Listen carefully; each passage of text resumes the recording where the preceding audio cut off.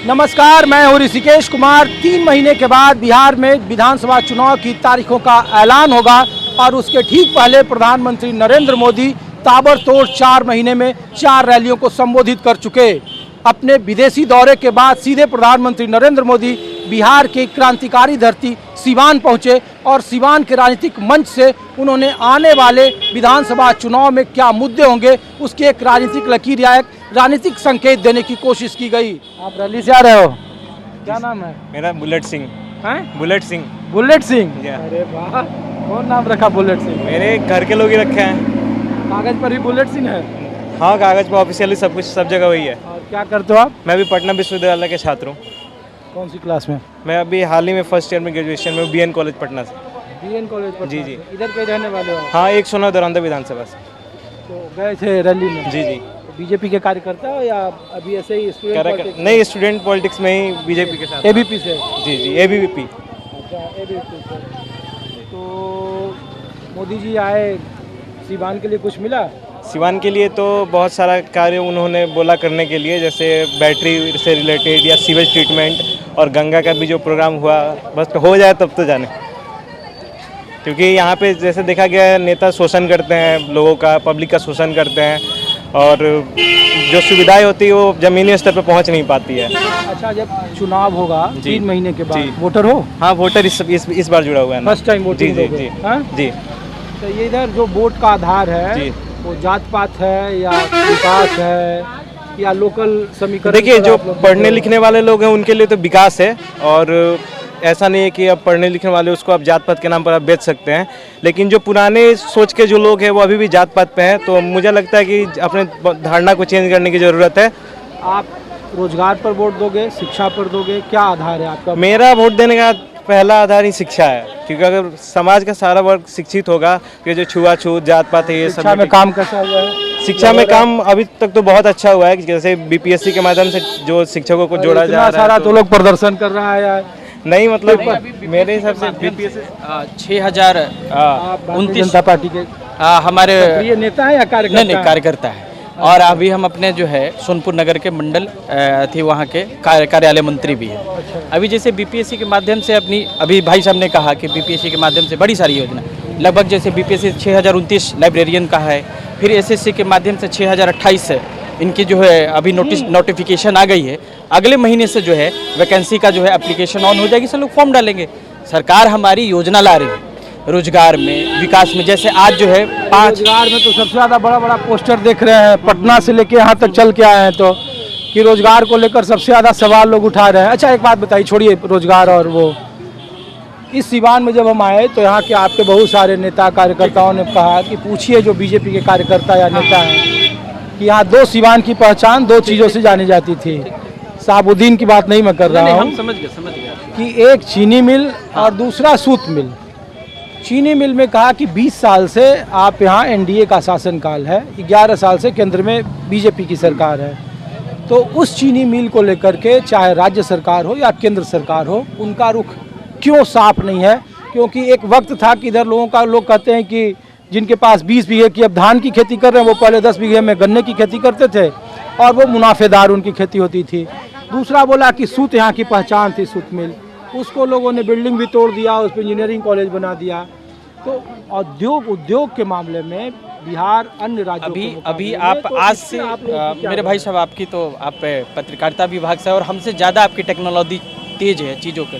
अभी आपको अमनौर विधानसभा, हमारे इस प्रमंडल में ही सारण प्रमंडल के अमनौर विधानसभा में 76.6 एकड़ जमीन अपने बिहार सरकार के माननीय नीतीश कुमार हमारे मुख्यमंत्री जी के माध्यम से औद्योगिक विकासकरण के लिए वो जमीन को मैंने रेखांकित किए हैं। और आप आने वाले समय में देखिएगा कि हमारे सारण प्रमंडल में उद्योग की भी विकास होगी, लेकिन समय लगेगा।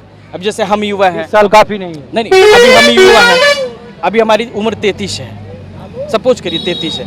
आज से हम पीछे का 10 साल देखते हैं, 30 के तो नहीं लग रहे हैं। नहीं 33 है। आप कहेंगे तो आधार कार्ड दिखाएंगे। हाँ 33 है। मैं ऐसे मजाक कर रहा हूँ, लेकिन लोग ये कह रहे हैं, लोग दरअसल में। अच्छा, एक चीज़ और सही कहा, जैसे चीनी मिल की बात कहें, हम भी आप ही के लोग करें, हमारा नहीं है ये। हम फैक्ट मानते हैं। लोगों ने कहा कि भाई अभी चीनी मिल की बात हो रही है, मौरहरा चीनी मिल थी, वहाँ के बहुत सारी उलझने हैं हमारे माननीय सांसद राजीव प्रताप रूडी जी ने है, इसके लिए बहुत शीघ्र से हमारी केंद्र और राज्य दोनों में बात की। कुछ टेक्निकल चीज़ें हैं जो अब क्या मीडिया पे कहे, वो लोग नेतागण जानते होंगे, वरीय अधिकारी। ये तो नेता अभिनेता हैं हमारे हम लोग तो देश के जैसे सेवक प्रधानमंत्री जी हैं, वैसे ही हम लोग समाज में सेवक हैं। बीजेपी कार्यकर्ता जब मिल रहे तो मैं इसलिए पूछ रहा हूँ कि परिवारवाद और जंगल राज का जिक्र किया प्रधानमंत्री ने। लोगों ने कहा कि परिवारवाद को लेकर बीते एक सप्ताह में बिहार की राजनीति में सबसे ज़्यादा विपक्ष ने सवाल उठाए हैं। देश के बाहर जो बिहार के लोग नहीं हैं, वो दिल्ली में लोग कहते हैं कि अच्छा ये मेहरारू आयोग क्या होता है, ये दामाद आयोग क्या है, ये जीजा आयोग क्या है। विपक्ष का तो नहीं, काम ही कुछ है, तो है ना।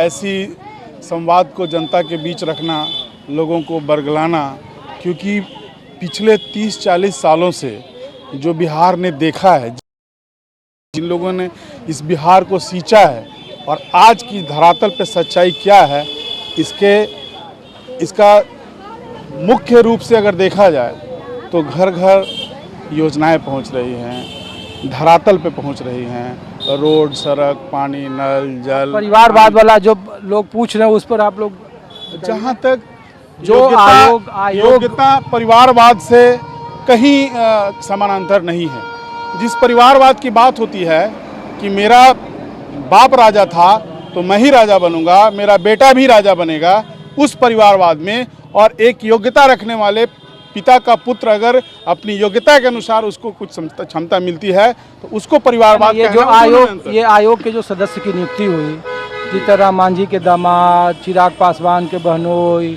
दीपक कुमार की पत्नी, अशोक चौधरी के दामाद, ये बकायदा सबके नाम लिख के हम उनकी परिवारवाद पर आप लोग डिफेंड कैसे करेंगे 3 महीने के बाद? उनकी योग्यता और दक्षता है, परिवारवाद से उसको हम कैसे जोड़ सकते हैं?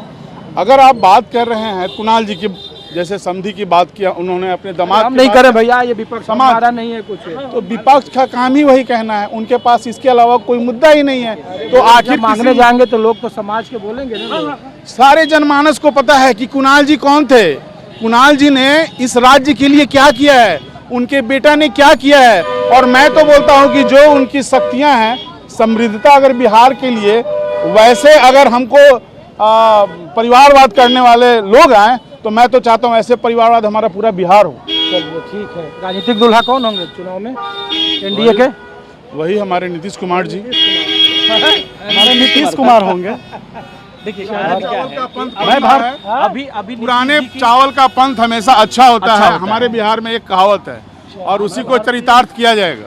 भारतीय जनता पार्टी युवा मोर्चा नगर अध्यक्ष हूँ सोनपुर, और सब नेता मैं नगर पार्षद भी हूँ। मैं अभी तक प्रधानमंत्री का जो योजना है आवास योजना, उसमें 115 आवास अभी तक हमने स्वीकृति करा दिया है, और लगभग नया 20 जो हुआ है उसमें लगभग 50 लोगों का पैसा हमारे वार्ड में खाते पे चला गया। नहीं तो पता चलेगा कि सब लोग कहें कि बीजेपी वालों से ही बात कर लिया है।